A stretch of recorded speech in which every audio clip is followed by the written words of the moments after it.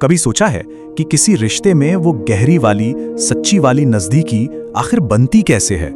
इसका जवाब ना एक ऐसे शब्द में छिपा है जिसे हम अक्सर गलत समझते हैं, वल्नरेबिलिटी, यानी बिना किसी डर के भावनात्मक रूप से किसी के सामने खुल जाना। तो चलिए आज इसी ताकत को जरा और गहराई से समझते हैं। जरा इस एक लाइन पर गौर कीजिए, ये उस सोच पर सीधा हमला करती है जो हमें सालों से सिखाई गई है ना? और सच कहूं तो यही वो सोच है जो हमें रिश्तों की असली गहराई तक पहुंचने से रोक देती है। तो सबसे पहला सवाल तो यही उठता है कि असली ताकत है क्या? क्या ये अपनी भावनाओं को छुपा लेना है या फिर उन्हें स्वीकार करने का साहस दिखाना? देखिए, ये स्लाइड इस फर्क को कितना साफ साफ दिखाती है। एक तरफ है वो पुरानी सोच जो कहती है मर्द बनो, अंदर से टूट भी रहे हो तो क्या हुआ, बाहर से मजबूत दिखो। और दूसरी तरफ है आज की हकीकत कि असली हिम्मत तो अपने डर को, अपनी कमजोरियों को किसी भरोसेमंद इंसान के सामने रखने में है। और पता है, ये पल ये बहुत ज्यादा कीमती होते हैं। ये वो लम्हे हैं जब कोई आपको अपनी उस छिपी हुई दुनिया में आने देता है जहां उसने अपने सारे डर, अपनी सारी चिंताएं संभाल कर रखी होती हैं। सच में ये भरोसे का सबसे ऊंचा लेवल है। चलिए इस बात को ना एक कहानी से समझते हैं, विष्णु और प्राची की कहानी। ये कहानी हमें सिखाएगी कि मुश्किल वक्त में किसी का सहारा बनने का असली मतलब आखिर होता क्या है। रात का वो पहर जब चारों तरफ खामोशी होती है लेकिन मन के अंदर का शोर सबसे ज्यादा सुनाई देता है। ठीक उसी वक्त विष्णु का फोन बजता है। फोन के दूसरी तरफ प्राची थी। उसकी आवाज कांप रही थी, वो पूरी तरह से टूटी हुई महसूस कर रही थी। वो अपनी जिंदगी के शायद सबसे कमजोर पल में थी। अब यहीं पर विष्णु ने कुछ ऐसा किया जो ज्यादातर लोग नहीं करते। वो उसे फौरन सलाह देना या ये कहना शुरू नहीं करता कि अरे सब ठीक हो जाएगा। नहीं, वो बस खामोशी से सुनता है, उसे अपना दिल हल्का करने का पूरा मौका देता है।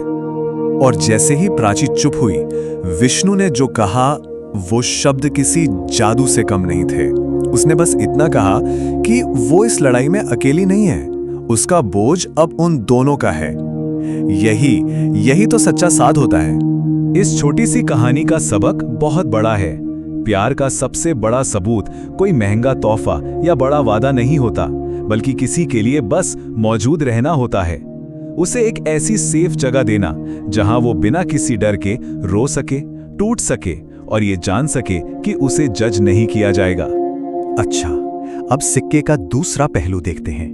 किसी के लिए मौजूद रहना जितना जरूरी है ना, उतनी ही हिम्मत का काम है किसी के सामने अपनी कमजोरियों को रखना।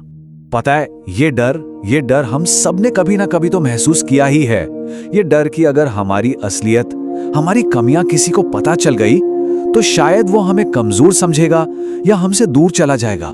लेकिन हुआ क्या? बिल्कुल इसका उल्टा।